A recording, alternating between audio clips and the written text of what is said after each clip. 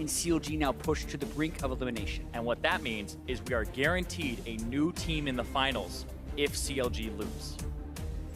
But for that to happen, Envy has to make sure they stay the course and find a win either in this game or the next. They would love to end it here, seal this as a 3-1, and go on to semi-final preparation. Let's see if they can do it, heading into the draft the third time.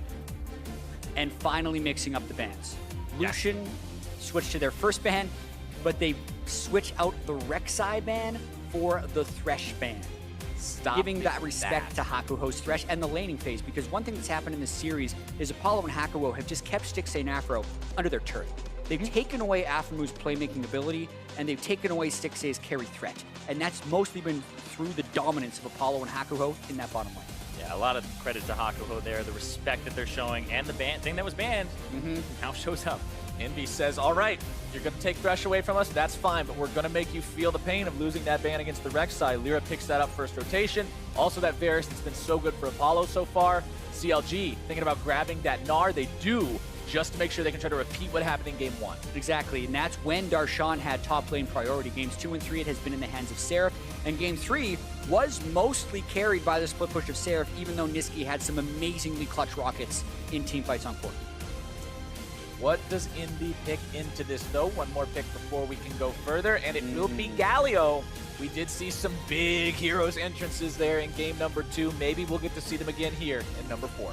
Yeah, so if we're responding to the way this series has played out, you would maybe even expect a Rumble ban of some kind from CLG. They do have the Gnar to lane against it, which can be quite good, but if Envy is to find enough damage, and they'd want to have the Galio mid instead of top lane, that's what you actually just throw a ban against, because you do not want Envy to be able to have that huge team fight and the Galio mid. And this also means that what's most likely coming out as a last pick here is either a flex from Envy, or both teams are electing to pick their supports later because they have been dictating the lane so much here.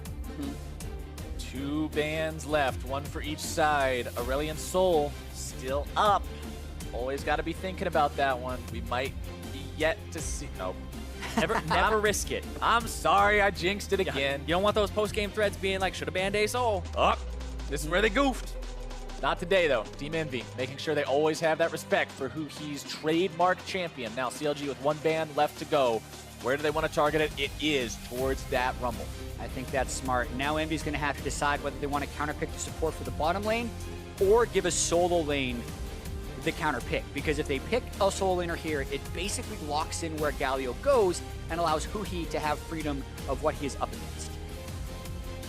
But you can also pick big old Cho'Gath and beat people for 1,500 true damage. And have a lane phase that even though the Gnar is hitting you, you'll eventually get enough sustain through your passive that it actually doesn't matter that much.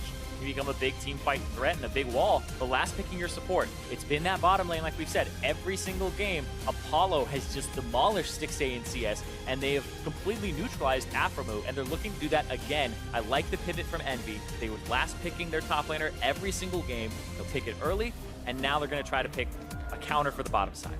Bard. El Bardo for Aphromu. It has been one of the best playmaking champions for CLG, and can actually be a very strong laner, but it depends what Envy decides to pick for their support.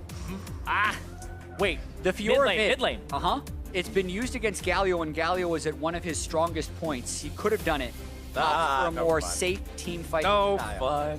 Oh, this is always pretty risky because the Cassiopeia versus the Galio, you get to bully him around a little bit, but the pick potential and the gank assist of the Galio is something that's quite overwhelming. And another hook. You ban the Thresh, you ban the Blitz. He's got another one there. More hook chips in the game, baby. And you're gonna take away the champions, but the play style, he's gonna find something in there. I have.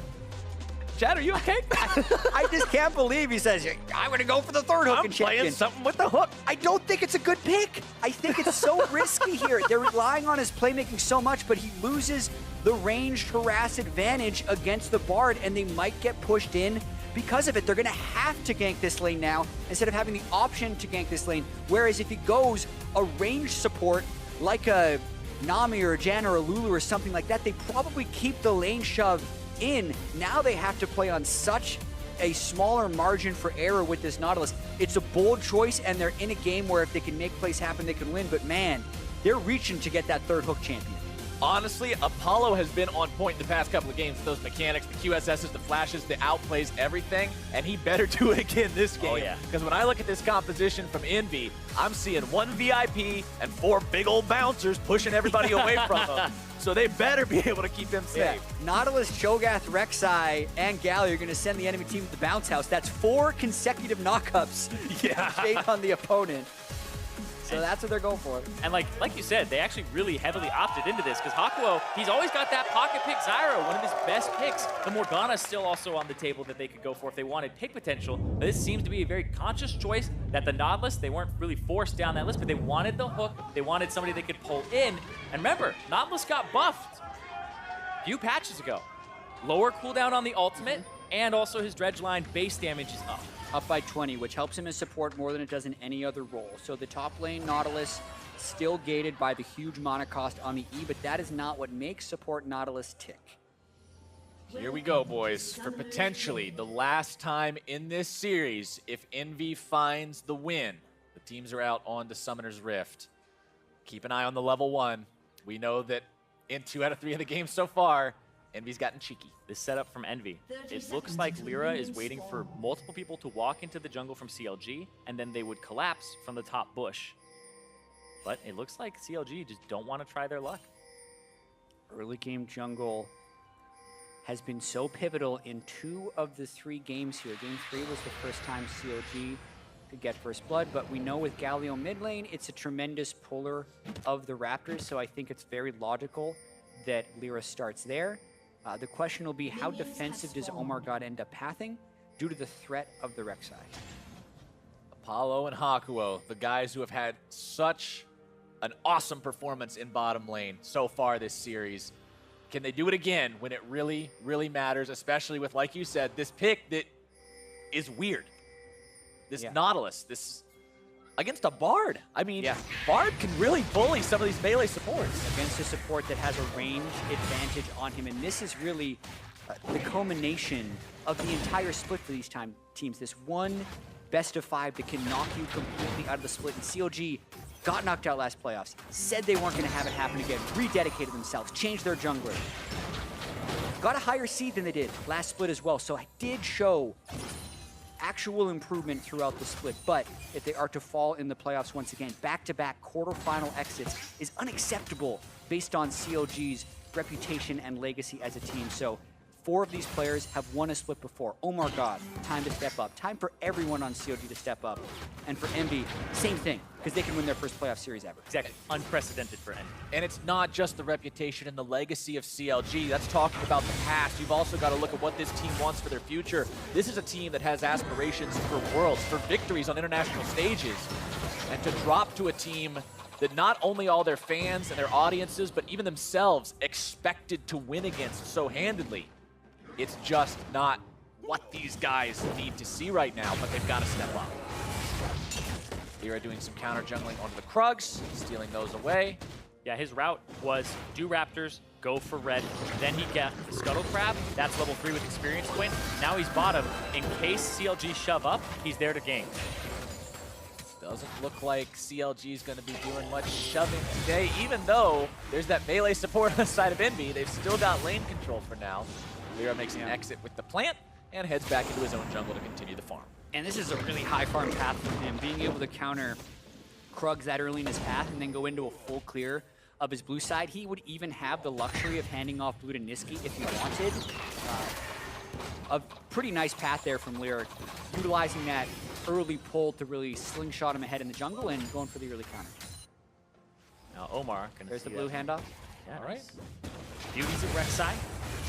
I mean, one way that Galio was nerfed was they took away the Doran stacking ability, so you weren't full build after 3 Doran rings, but when you have a blue buff, you can kind of spam as much as you want anyway, so it's not really that big of an issue. Omar God stealing away some Krugs from Lyra after losing his own, likely just assuming that Lyra was down there, so returning the favor up here, not allowing that jungle to get out of control. Meanwhile, Darshan on the Gnar. This is what CLG got to see him do in game number 1. This is what they need to see him do here in game number 4. They need a repeat performance of Darshan being the better top laner. Seraph will just continue farming up for now, though. Not really any choice until he gets tankier. Like you said, Zyrene, that passive will eventually be able to heal him up as he gets resistance. They found Omar. 5. This will be a 2-on-2. Oh no, the Rupture doesn't find its mark. Seraph's actually incredibly low here. Lyra coming in. Seraph doesn't pop the flash. Lyra's on the way. The fight. Niski's here. Oh my god, trying to get himself away. Flash into the taunt, into the damage. First blood for EnVy's rookie mid laner. And that play took so long to develop. The fact that Niski got the blue buff, teleported back to mid lane, got the shove, that prompted Hui's recall, gives him time to roam up to the top lane. Then Seraph gets very low, absorbing the 2-man gate because they expected the 3-man top the whole time.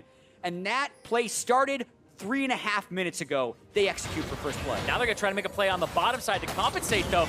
It's hard to dive. He missed. Afro missed him. CLG going for the dive, but instead it's going to be Afro who drops as well. It's a 1-for-1 so far. Huhi running away. Hakuo still seeing if maybe they can make more happen on this one, but it will just go even when the dust settles. Afro missed the flash Bard stun into the wall. And this gank turns into 1v1. Did get the teleport out. Watching this one more time. This flashes, and Apollo doesn't even flash it. He just walks forward. They still dump a bunch of damage onto him and get the kill because of Hui's roam, but it means they stay under the turret for much longer.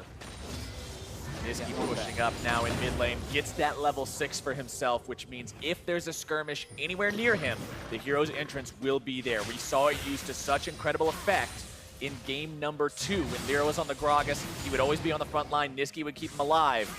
He's got a lot of frontliners to pick from. And all 4 games, EnVy has now been winning the early game. And this was a game where CLG said, we're not going to have any more of that. Aggressive bottom lane with the Bard. Darshan gets Gnar. They're going to try to counter and clap back. He's all alone. This is a really good catch onto Apollo here. The damage coming through. Stixxay going for the flash just to make sure the hero's entrance comes down! No way! Stixxay's gone! And EnVy keep their AD carry alive. And that's just what you're talking about, Captain Flowers. Niski is level 6. If you try any funny business, he's going to arrive with the hero's entrance. And that seemed like exactly what CLG wanted to do. It's something they hadn't been able to do in the first 3 games, is actually aggress on Apollo. So they're willing to go the play. That's why they picked the Bard. They don't have quite enough damage. The hero's entrance comes in, knocks up Aframu, and gives him a kill. And Galio is just such a good mid laner when you have some losing side lanes because he can always find a play to turn around with the hero's entrance. They try to go aggressive here on Apollo, who doesn't have summoner spells from earlier, and then the hero's entrance 100% saves him here with the damage reduction.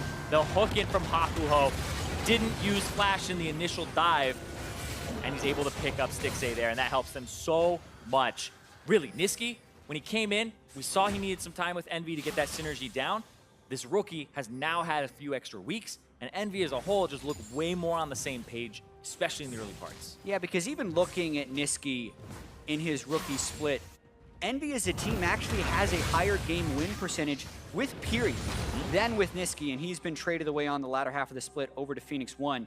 But when Niski was in, the team did like playing with him more. So it's not just the win percentage, it's what they think he could bring to the team and how he can scale as a player. He's had standout performances in some pretty big moments, and there's no moment bigger than this game for EnVy as they look to win their first play series. Nice! With the Stixxay, they're almost able to find the damage. Apollo grabbing the kill. Afro Moon now in a 1 versus 2. The ulti comes down. The stun goes out. Afro's still going to be in huge danger, and it's a double kill for Apollo. EnVy's bottom lane has been incredible in this series. They have destroyed Stixxay and Aframu all 4 games. Unreal. Lands the hook there on Nautilus, gets level 6, the patience to wait for Afro to go through the tunnel. The fact that Apollo and Hakuho are smashing Stixxay and Aframu 4 games in a row is tilting this series in EnVy's favor. You guys know I love my interactions. This is not Blitzcrank hook. This is not one of those things that Tristana Rocket Jump buffers against, because it's a 2-part CC. It is a movement ability, and then you chest bump him.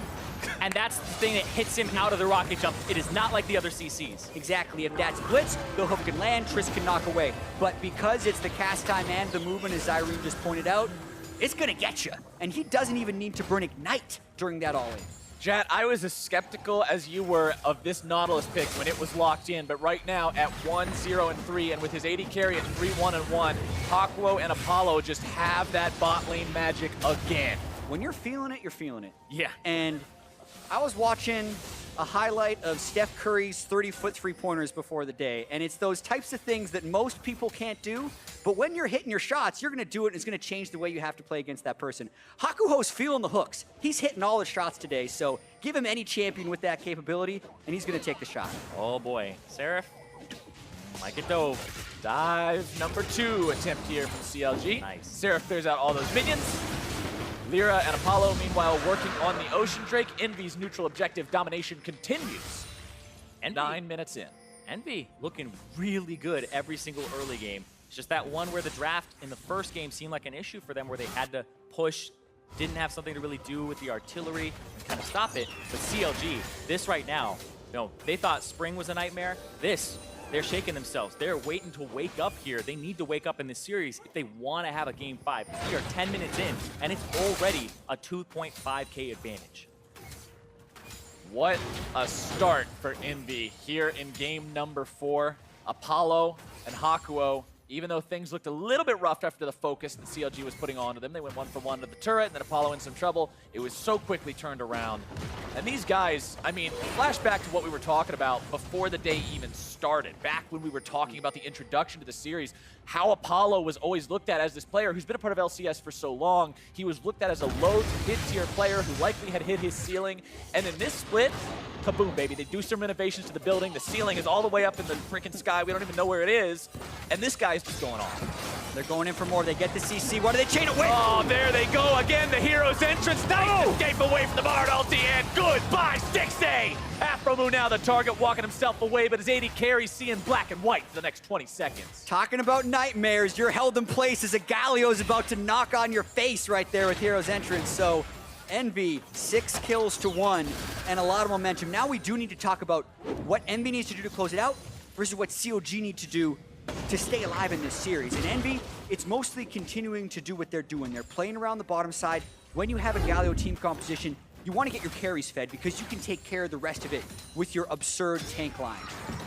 Just gets him before he buffers away that rocket jump. Yep, then the hook comes through, lines it up, and gets it right before Afromu gets the stun, but yeah.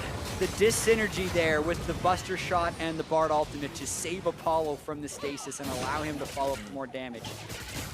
You know, initially I wondered, because I watched that and I thought that Apollo flashed, and I was like, that was a move, that wasn't a blink.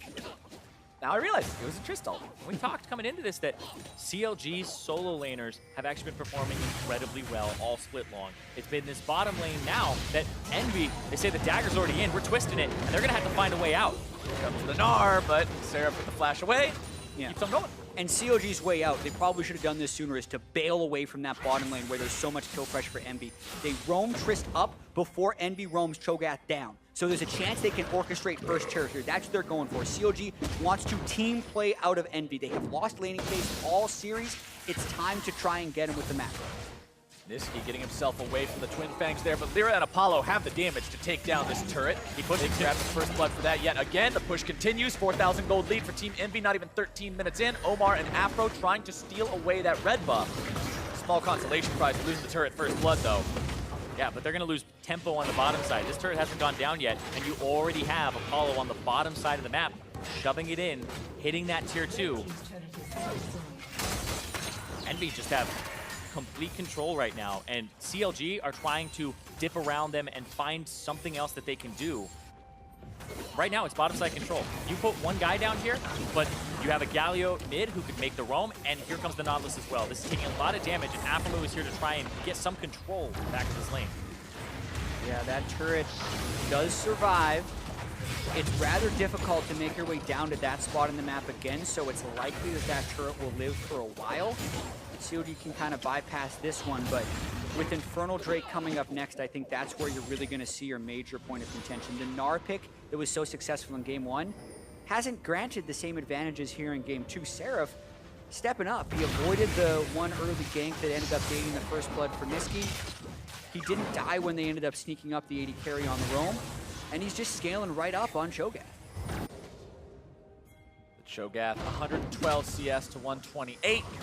Righteous Glory completed, meaning he has his way into those fights to get those big ultis off on the value targets. And you really can't underestimate just how much damage that Cho'Gath will do, because a carry will feel like they're safe, they'll feel like they're protected, and then the Feast comes in, and in the blink of an eye, they're just out of there. And it's such this jarring moment where the carry's not normally used to having to deal with that can really make these big impacts. And Cho'Gath is kind of the king of those jarring moments, because even the W, the silence, which gets max second in the top lane Cho'Gath, is so long and so disruptive that these CCs, this bounce house, will come online during that time. Yeah, and I think it's particularly disruptive against Cassiopeia. When I think about Cassiopeia, it's almost like she acts very much like an AD carry in a team fight where she needs to stand in a place and machine gun you down with spells. But a 2.25 second silence to Cassiopeia does the same amount of damage reduction as a 2.25 second stun on an AD carry. Because when she can't cast spells, she can't do any of the damage that she needs to repeat. She's not a burst mage, so I really like that synergy. It's a lot of her defensive capabilities too. She gets to go off of it. Never mind, no they don't. But they're going mid. This turret's super low. They just got inside track. Here comes the damage, and that'll be another turret for Envy. Cleanse was popped by Huhi there to make sure he got away from the collapse of Envy. So without that defensive summoner spell, he will have to be much more careful in the upcoming fights. 4,500 gold lead still for Envy. Infernal Drake spawning here in 15 seconds. They've got the whole Rude crew ready to go. And you can see Seraph coming up. He has the Feast. It's so hard to secure the objectives against this Cho'Gath. And you know, I want to bring up one thing we've talked about throughout the course of this split as we've kind of gone into this composition, into this meta, I should say. 3 tanks, 2 backliners. It's so good when you're ahead. It snowballs so easily. Well, what do you do when you got 4 tanks and then 1 damage guy? They just won't die even more. Yeah, and you need Huhi to get super fed, and you need Stixxay to have a Hurricane so he can hit multiple people at once. And they're just not at that point right now. In fact, they're hoping for some mid lane priority. Hakuo, the one who draws the aggro there at the start, but now they're going right back in. Remember that cleanse being down. Petrifying Gaze is going to be able to buy a couple of extra seconds, but now they're still able to find the damage. The Airborne onto the enemy mid laner. They find the kill. Airborne now back into both Niski and Seraph. Seraph going to be taken very low. Stixxay wants to grab the reset, grab the kill on this one. Maybe he died! Oh my god, going in, grabbing the kill. 1 for 1 so far. Lyra having to flash away. An even fight, an even trade for both sides. Yeah, being down 5,000 gold and getting that type of pressure in a fight is a huge win for CLG. Even if they did lose Huhi, they're going to look for Drake now. They have to go quick, otherwise Seraph will teleport back. They have the HP advantage, but do they have the confidence to force this with the deficit they're currently standing in? Apollo still alive. The damage threat for Envy still very real. So much of this game is about whether or not CLG can find their way onto him. The comp loses a ton of its damage when you only have that one true damage dealer. Afromu trying to get in here, maybe secure some control over the area, but CLG will not secure that Drake. Yeah, it's back to farming here. Seraph's going to go to the top side, clear out this gigantic wave. Once again, we'll see this here. Hakuho is a monster. This guy has not gotten the recognition that he deserves for so long. The flash out, and then the follow-up after. The ultimate onto the Cassiopeia, and then afterwards, the perfect hook to bring her back in after the flash. Yeah, watch this dredge line. Or not. We're going to see it, but the Drake is going to be forced here by Envy. Essentially, he buffered the dredge line right after the stasis from Huhi and still hooked him in. And the flash went through too, yeah. Now Envy onto the Infernal Drake.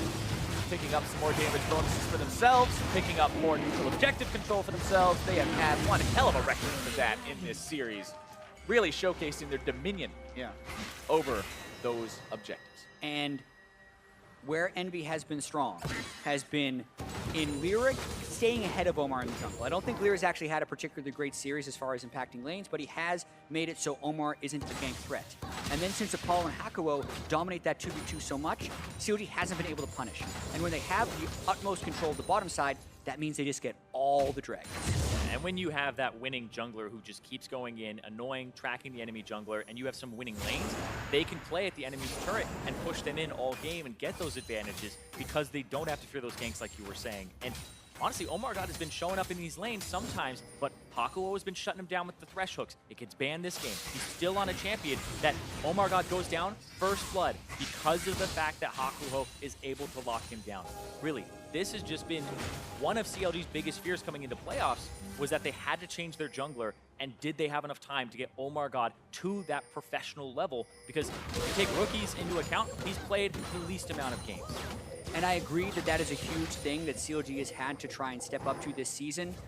but it doesn't matter who your jungler is if the bottom lane is pushed into their turret that frequently, because it lowers the amount of choice the jungler has. He needs to bail that bottom lane out or make a big play happen somewhere else, and CLG hasn't been able to do that. And that's two of the most experienced players on CLG, Aphromoo and Stixxay, who have been getting outplayed in this series. I mean, you mentioned it, 4 out of 5 of the players on CLG have won a summer playoff before, or have won a playoff before. These guys are not expecting to be in this spot, again, like you said, Cyrene, losing in the quarterfinals.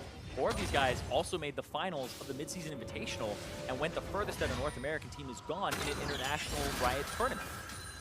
Which, to be in the position that they're in now, they have got to find a way to rally themselves, both mechanically in-game and mentally. You've got to be thinking that it's getting to them, how close they are actually to being eliminated from Summer Playoff 2017 contention. But they cannot let that get to them now. The focus, paramount for CLG. If they want to come back in this game, they're still down 5,000 gold. Exactly, at 20 minutes, and they need to hit big item power spikes because they're working against some pretty big item power spikes as well. Hurricane Blade of the Ruin King on Apollo, really scary when Stixxay is still building up towards Infinity Edge. Who he's going to want to finish Morellonomicon before they have those big crushing team fights. So for now, EnVy wants to take more control and turn their focus towards this top lane turret. And I've been loving EnVy's itemization all series long, especially Apollo's, where he went for the Infinity Edge third item in the second game. In the third game, he went for the QSS as his second item after Blade of the Ruin King. And in this game, I'm looking at Lyra, who has a Tiamat early. It's something you don't see from Rek'Sai's anymore. You see the Cinderhulk into the Knight's Vow to protect somebody, but now he's even going Knight's Vow immediately afterwards. So the Tiamat was just so he has even more early pressure, keeps his foot on the gas pedal so he can do things like this and try to bully the jungle. I love build diversity in League of Legends because there are so many ways you can adapt to different situations, and all too often you see people just copy and paste the same build from game to game to game. Leave the cookie cutters at home with grandma. Adapt your builds as you go in game. Adapt to the situation. You're talking about adaptive builds. Adaptive Helm, first item for Niski. Last time it was a Abyssal Mask because he wanted to up the magic damage of everybody on the team. Even with the Cho'Gath and the Varus, he still went for this item. This is against the Cassio. The adaptability of these guys, it just seems very high right now when that's something that personally I never held as kind of something EnVy had done. We were think back to the game where Lyra was against a whole bunch of physical damage dealers and he wasn't buying Ninja Tavi, he bought like a Spirit Visage. So itemization seems to be like on point for him.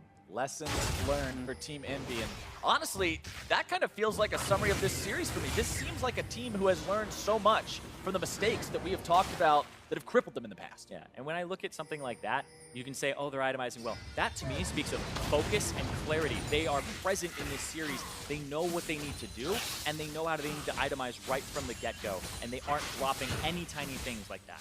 And knowing what you need to do, that's what you brought up earlier, Jat, is what CLG needs to do to actually win this series, because they need to have a coherent game plan for this. Yeah, and they need to find a way to reset to what worked for them in the regular season. It was moving around the map faster than the opponent and then catching someone in a rotation somewhere. They have gotten a lot of control wards and they have the upgraded sweepers on the jungler and support, but the picks have just been ahead of them on EnVy, right? Hakuho has stopped Aphromoo from making the right roam plays, and before the game we're saying they're one game away from elimination. Well, now they're 10 to 15 minutes away from elimination if they aren't able to come back in this game because of how much playmaking EnVy has. What they can hopefully bank on is still late game scaling of Cassiopeia, but the more skill shots that Aphromoo misses, whether it's the Q or the ult, the lower their chances of getting enough gold to come back in this game become. Yeah, he misses them, but Apollo, he just walked towards the Cassiopeia there to dodge that, where it could have been a petrifying gaze. But Apollo, like I said, these guys are present. They're focused, and you could tell EnVy are saying, we are going to win this. They are pushing forward, and now they just need to keep their foot on the gas, like I've said multiple times. Apollo, though, playing out of his mind. Ocean Drake, 20 seconds from now. That'll be Elemental Drake number 3 this game, spawning only 30 seconds later than its counterpart did in the previous match. So very similar timestamps being grabbed here by EnVy, always grabbing those objectives early, grabbing them consistently, and then staying on top of those spawn timers as the game goes on to make sure that that control continues. just another marker of a team that is so much more in control of their macro game than the 10th place team that a lot of people remember from spring. Yeah, we called them the best 10th place team that we had ever seen. Now we're seeing their macro where they're actually setting up for a potential pivot between Baron and the Dragon. And here comes Seraph, so you won't have to TP. Move up, stolen away. Here comes the fight. Big taunt onto 2. Seeing if they can maybe make this fight. Having the chains come in. Huhi having to slither away. Oh my god, going to be target number 1. Hero's entrance right back into the middle of the fight, but the Gnar is now going to be transforming. Careful about the Mega Gnar. It finds only Niski. Seraph makes his way into the fight a little bit too little, a little bit too late. As EnVy walks away, no kills under the belt, but 2 flashing health bars from CLG. Yeah, and these fights are becoming brawls, and that's, even though Huhi was caught, he was able to get a decent amount of damage out, and EnVy didn't have 5 people there for the fight, but you get to see the amount of defensive stats they've already built up because they face tanked for quite some time and walked away completely fine. Yeah, that is actually an EnVy team fight win in my book because the summoner spells, nobody flashed.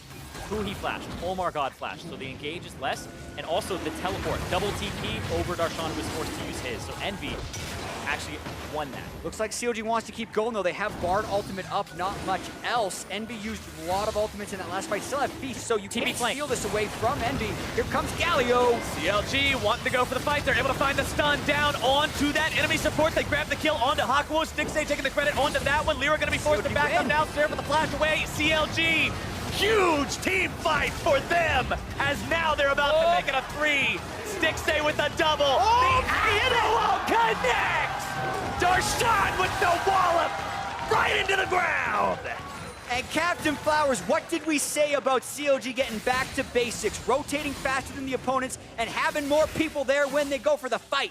In the river, or sorry, on their side of the jungle, they don't win the fight, but they have the numbers advantage. Then around Drake, Niski's there for the flank, but the fight's over by the time he arrives. Now they're going for the home run. They've made they got a few runners on base.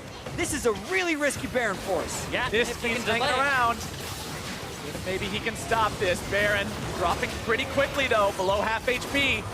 Almost down to about 1/3 now. Niski going here into the fight. It's Apollo who's been caught out. The shutdown for Huhi. Niski now having to defend. The single damage threat is gone. Niski goes down 2. Darshan with another. Seraph TP's in only on a suicide mission as CLG will find 3. They lose Omar God.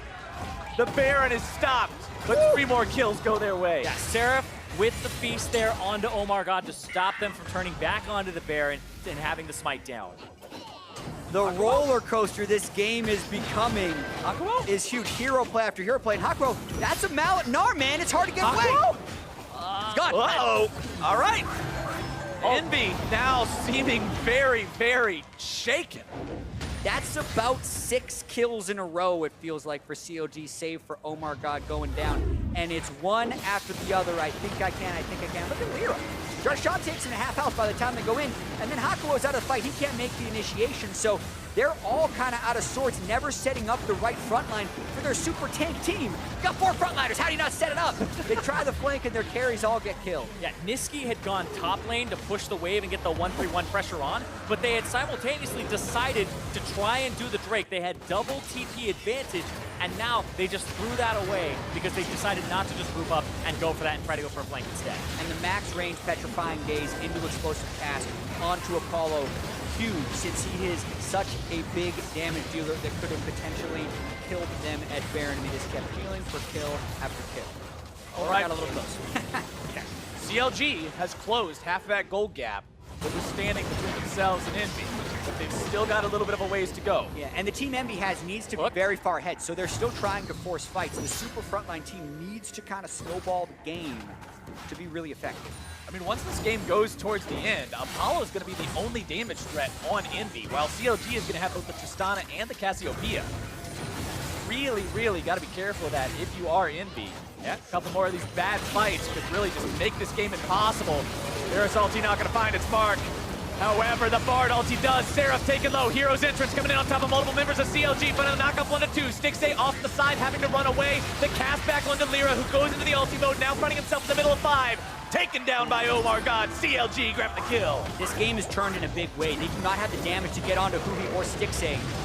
They're just going to keep going at him. Still looking to make the fight. Nisqy grabs the taunt onto a couple of different people. Apollo still walking away, but Seraph goes down. Hakuo trying to run the dredge line to get himself away. Nisqy with the taunt. Oh, they went Grab through the kill onto Afro move.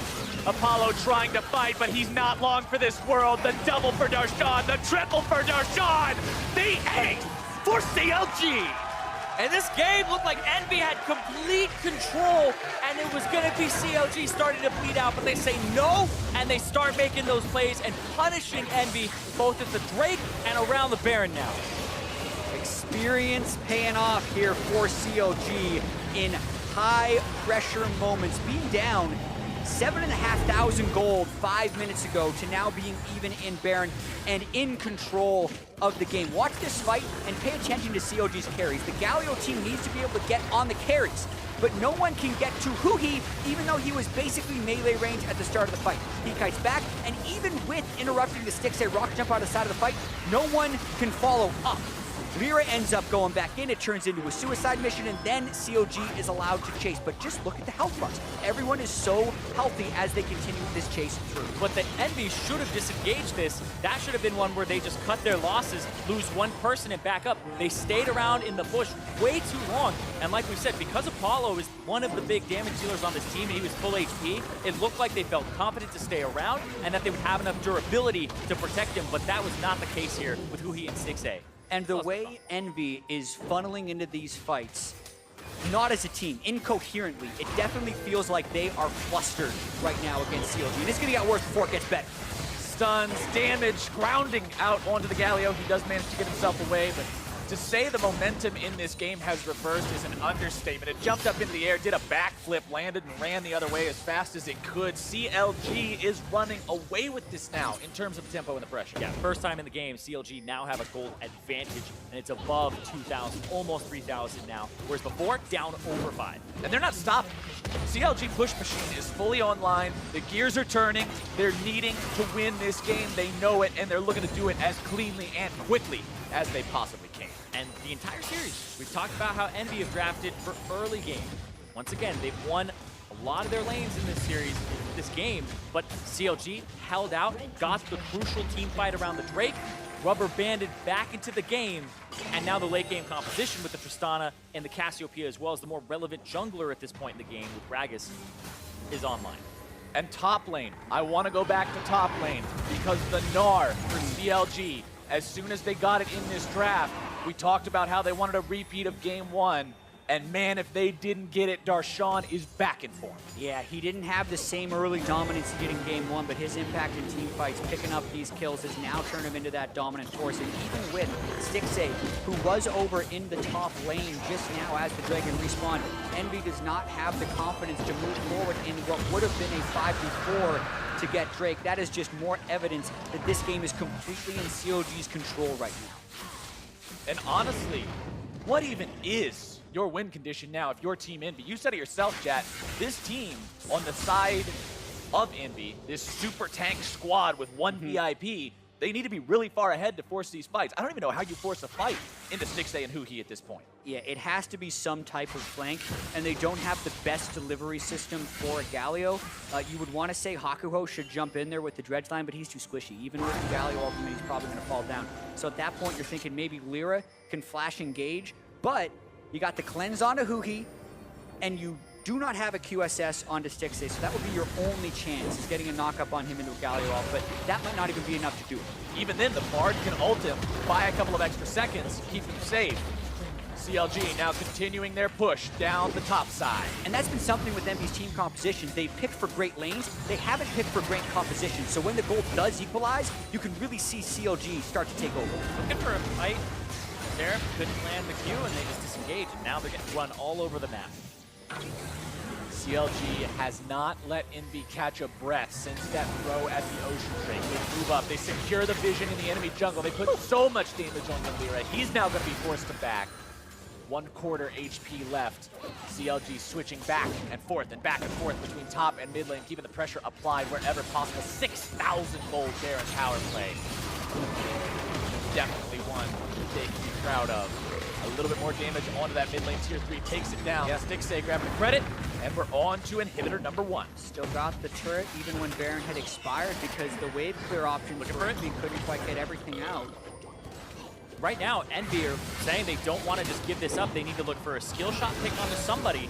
Hakuo went fishing there and got nothing, and so just ended up going down. First inhib just shy of 34 minutes.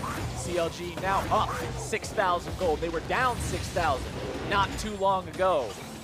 It was actually just about 10 minutes ago that the throw occurred, which means in just 10 minutes, CLG has caused a 12,000 gold swing for themselves. Half of that from the Baron play they made, as they now continue to push down the top lane, looking for inhibitor number 2. A grab out onto Darshan. That's not quite the guy you're going to be looking for. Root makes its way onto Huhi. Grounding down onto Seraph. Explosive cast back. Hero's entrance coming in to keep him alive. Omar God staying back. Darshan still on the front line. Niski running away. Grounding onto him.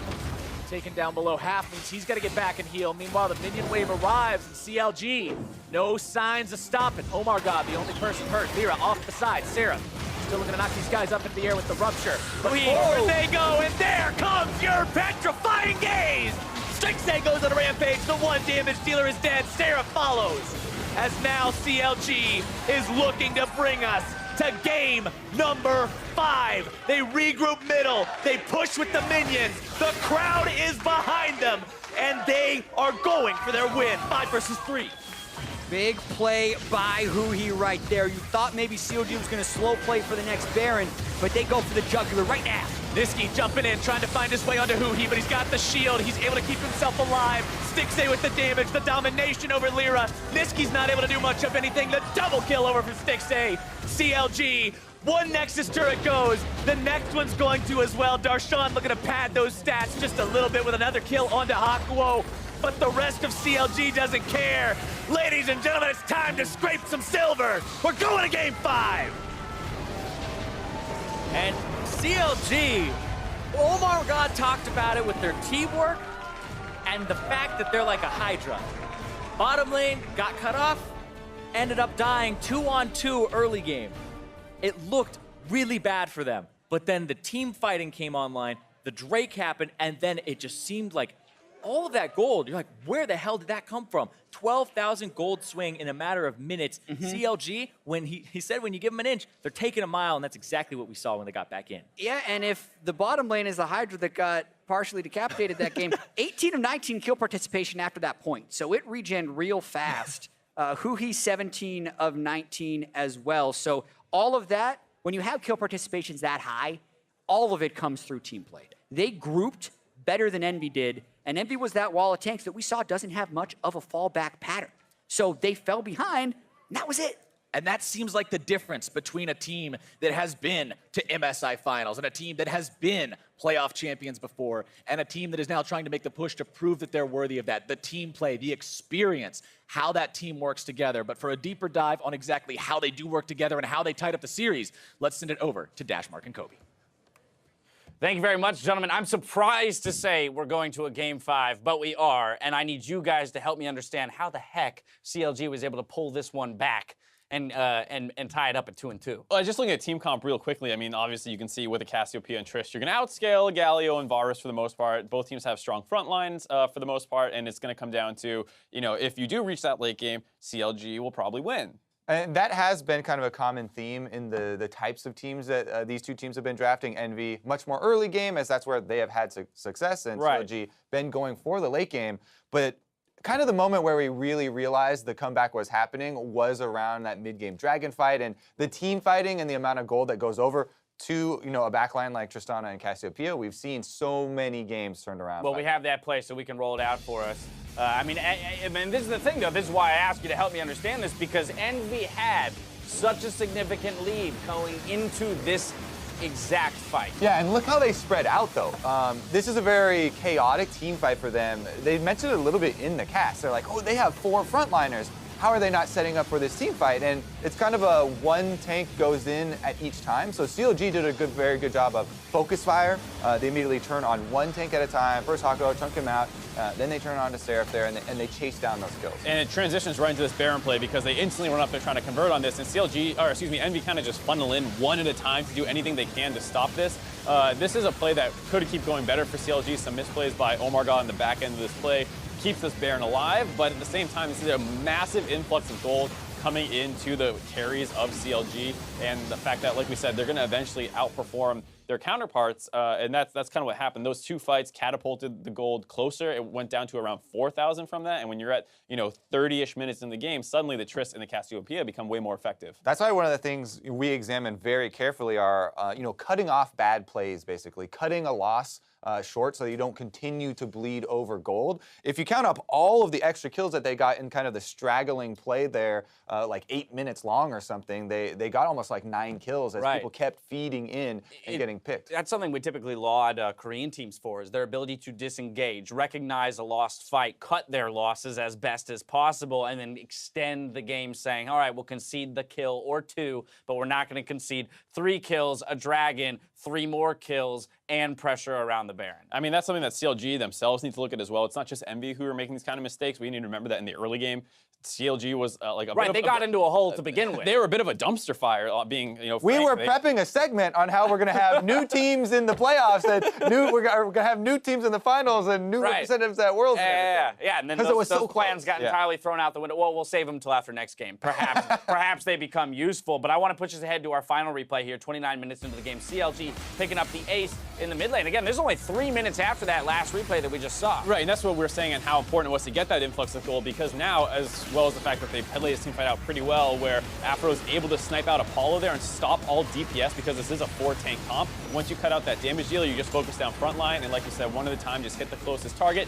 6A almost gets caught out, but he's able to reposition, and then from there, they just focus down Lyra. They're going to get a chase down as they continue to go, with Bard being able to give them a lot of mobility here, and this is really where they're able to get complete control back of the game, because down 4,000 versus EnVy, you still need to execute well, and this was the team fight that, was kind of on CLG's terms. This wasn't just an EnVy mistake. CLG actually played this one really well. Yeah, they did. We talked about the pros of their draft as well, as far as team comp or late game team fighting, and we got to see a lot of it here. I'm glad to see the Gnar getting picked up too in the first phase of picks, not letting it get banned out in the second phase. Darshan has been an absolute monster. Look at that damage Delta Champions graph as well on the Gnar.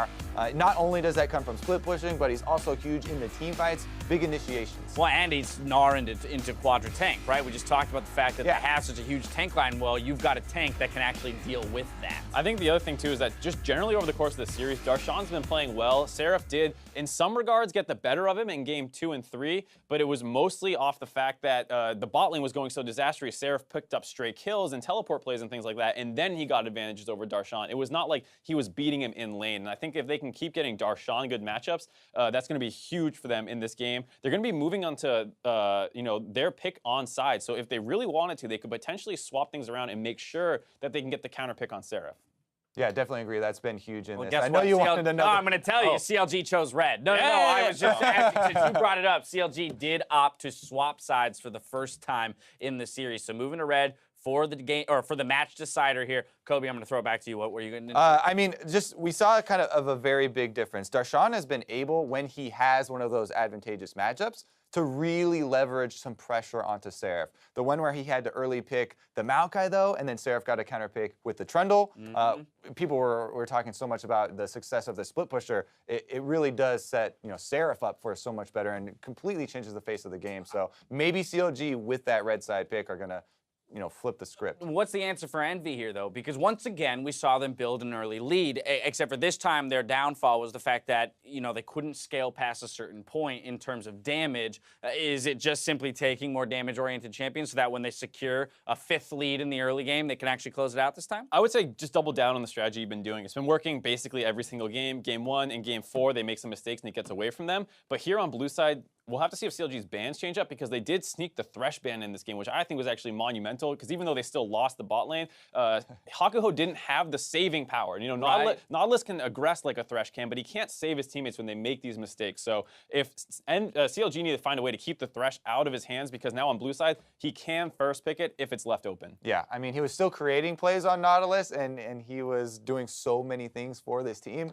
But as you said, still can't pick up the teammates if they do get caught. All right, what about Omar, God, and Niski? Let's go back to the rookies here and evaluate them through Game 4, moving into Game 5.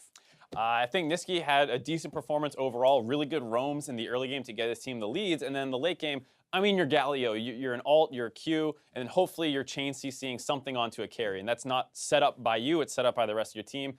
Once they started losing, those opportunities disappeared, but I think he's been having a great performance even in this game, and it was once again another disappointment out of Omar God. Yeah, I mean, it was a very nice surprise, honestly, for me to see the importance of this Galio pick for Team EnVy and Niski's versatility as a rookie, coming into playoffs. It has worked really well for them as counter-engaged, but as you said, Omar, it seems important to get him on Gragas for CLG, so that's going to be a priority. There you have it, 2-2. Game 5 is coming up, and a trip to the TD Garden is on the line. In just a few moments, we'll see if CLG or Team EnVy can book their flight to Boston. We'll see you soon.